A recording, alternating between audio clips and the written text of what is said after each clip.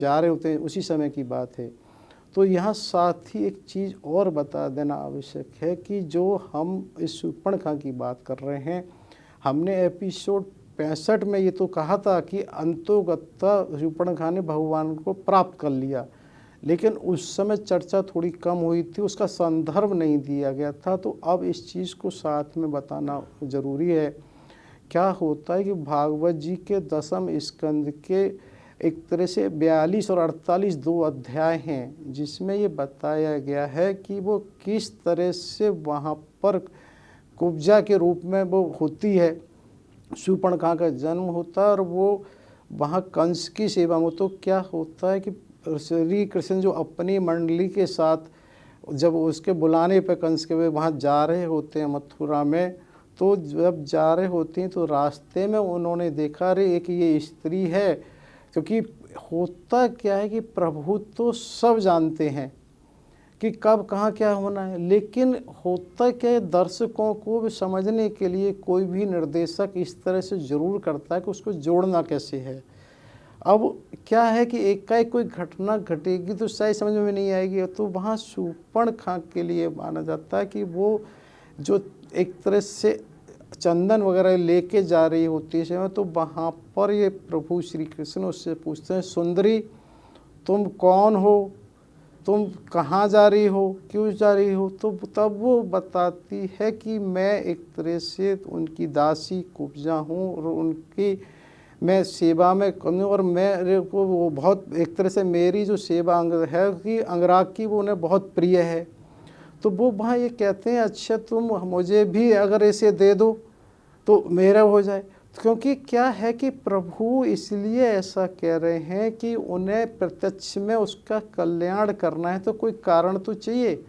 तो वो उसको प्रेम बस क्योंकि प्रभु को देख के क्या स्थिति रही होगी, कैसे नहीं होगी, तो वो मोहित हो जाती है उसको अंगराग को देने की बात उन्हें। तब वो कहते हैं भी कल्याणी तुम्हारा इससे कल्याण होगा। तो ऐसा भी जिक्र आता है कि वहाँ पर प्रभु श्याम वर्ण है, तो उन्होंने एक तरह से पीले रंग का वो लगाया है अंगराग, और वहाँ बलराम जी एक तरह से श्वेत हैं तो उन्होंने लाल रंग का अंगराग लगाया, तो बड़ा सुशोभित हो रहे होते हैं।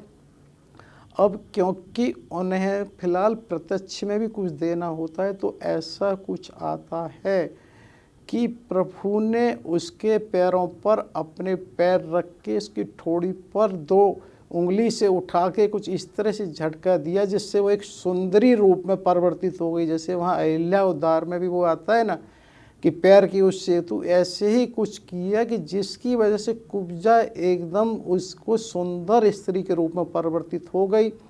अब ये अनुमान नहीं लगाया जा सकता कि प्रभु का स्पर्श, प्रभु की दर्शन, प्रभु की मोहिनी और पुराना वो सब प्रारब्ध की क्या स्थिति रही होगी।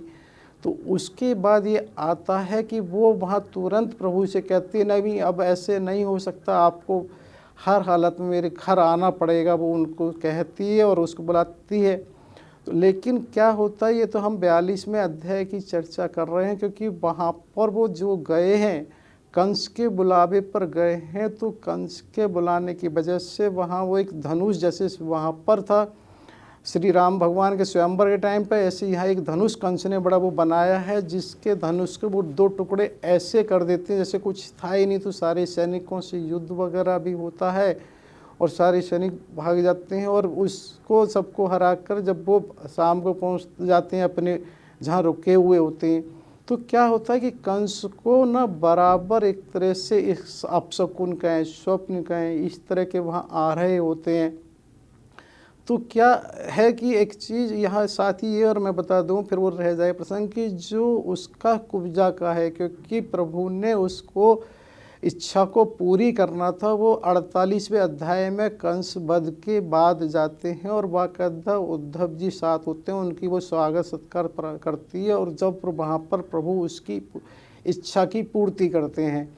तो अभी ये बताना इसलिए कि जो हम कंस की बात कर रहे थे, तो उससे किस तरह से अपशकुन होते हैं कि वो ये कहता है कि वहाँ पर वो जब ये अपने एक तरह से जल में या दर्पण में शरीर दिखता है, लेकिन मुंह की परछाई उससे नहीं दिखती है, और वो इस तरह से भी देखता कि अगर बिना किसी प्रतिरोध के जो तारे हैं, चंद्रमा है, ज्योति है, उसे वो दो नज़र आती हैं। और ये भी आता है कि बालू या कीचड़ में पैर रखने पर उसकी वो नहीं दिखती और परछाई में भी बीच में दाग आता है।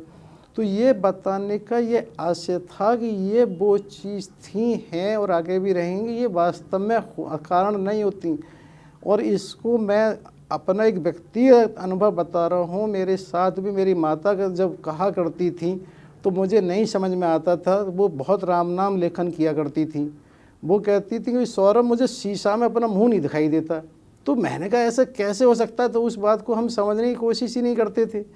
तो ये उनके साथ भी ऐसा हुआ था कि ऐसा होता है, कुछ इस तरह की घटनाएं आज भी होती हैं कि वो और राम नाम खूब लिखती थी कॉपी में, और वो लेकिन वो कहती कि शीशे में मैं देखती हूँ तो मुझे मुंह नहीं दिखाई देता। तो ये चीज़ हमने क्यों कही कि ये इनविजिबल जो अदृश्य संसार है उसकी चीज़ें वास्तव में कल्पना लोक की नहीं है। वो एक अलग बात है कि सबके साथ घटित ना हो, जो घटित हो वो एहसास ना कर पाए, लेकिन ऐसा नहीं कहा जा सकता कि कुछ होता ही नहीं है, सब कुछ मिथ्या है। तो ये चीज़ें यहाँ इसलिए बताई गई कि कहीं ना कहीं वो थी, हैं और रहेंगी। मतलब मैं तो देख रहा हूँ कि बड़े अद्भुत प्रसंग है कि जैसे कहा जाता है कि द्वापर बाद में क्यों आया, अगर पहले आ गया होता तो प्रभु कैसे मंथरा का नहीं इसका कुब्जा का उद्धार करते। यही तो हम और बता रहे हैं कि जैसे आपने कहा कि जब लावणासुर को मारने के लिए शत्रुघ्न जी जा रहे थे तो वहाँ मतलब वाल्मीकि ऋषि जी ने संस्कार करवाया है। तो मतलब एक दूसरे से सब कुछ, यानी कि आपका एक सूत्र है कि हमारे जीवन की कोई भी छोटी से छोटी घटना और बड़े से बड़ी घटना केवल एक कारण के नहीं होते, उसके आगे पीछे बहुत से कारण जुड़े होते हैं।